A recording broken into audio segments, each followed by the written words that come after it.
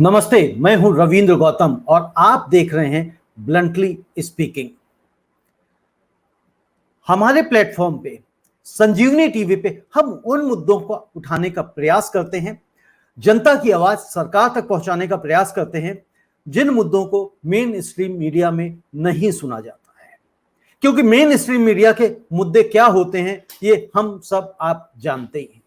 वो मुद्दे हैं जो शायद एक आम व्यक्ति के साथ, आम जनता के साथ उतना रिलेट नहीं करते हैं या उनके फायदे की बात नहीं करते हैं। आज इसी तरह का एक मुद्दा जो सामाजिक मुद्दा है और बड़ा मुद्दा है।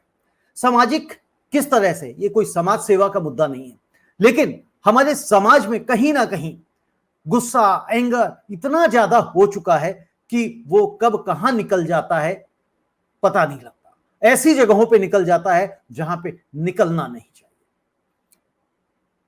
हमने देखा पिछले साल से कि किस तरह से कोरोना की महामारी में जो डॉक्टर्स फ्रेटर्निटी है, चाहे उसमें क्वालिफाइड डॉक्टर्स हो, पैरामेडिकल स्टाफ हो या हॉस्पिटल में जाने वाला कोई भी किसी भी तरह का स्टाफ हो, इन्होंने जब हम सब लॉकडाउन में घर के अंदर बैठे हुए थे और अपनी जान बचा रहे थे, कोरोना के संक्रमण से हम बचने का प्रयास कर रहे थे, अपने घर को चारों तरफ से बंद करके कि हमें कहीं बाहर नहीं जाना है।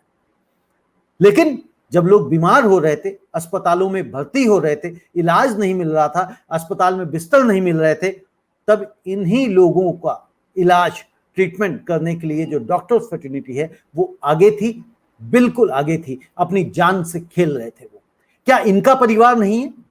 क्या इनको अपनी जान बचाने की आवश्यकता नहीं है? या आप लोग ये समझते हैं कि जो डॉक्टर्स हैं वो किसी भी संक्रमण से परे हैं? हमने देखा भी कि तकरीबन 1000 से ज्यादा डॉक्टर्स की मौत हुई है, जो आईएमए ने बताया हमें। सवाल आज हमारा इस बात पे है कि जब कभी किसी परिजन का, यानी कि किसी व्यक्ति का कोई परिजन अस्पताल में भर्ती होता है और उसके साथ जो एक एक्सपेक्टेड रिजल्ट्स होते हैं, या यूं कह लें कि हम उसकी जान डॉक्टर्स नहीं बचा पाते हैं किसी कारणवश, क्योंकि डॉक्टर्स को हम भगवान कहते जरूर हैं, डॉक्टर्स को हम भगवान का रूप कहते हैं, लेकिन फिर भी डॉक्टर भगवान तो नहीं है। जीवन और मरण ऊपर वाले के हाथ में है। और ऐसी स्थिति में जब किसी की मृत्यु होती है तो हमने देखा कई शहरों में, कई राज्यों में देखा, और देखते इतने समय से आ रहे हैं, और खासतौर से इस दौरान काफी सारी ऐसी घटनाएं हुई डॉक्टर्स के साथ में, हिंसात्मक घटनाएं हुई जिनमें उनके साथ मारपीट करी गई, उनके परिजनों के द्वारा, मृतकों के परिजनों के द्वारा।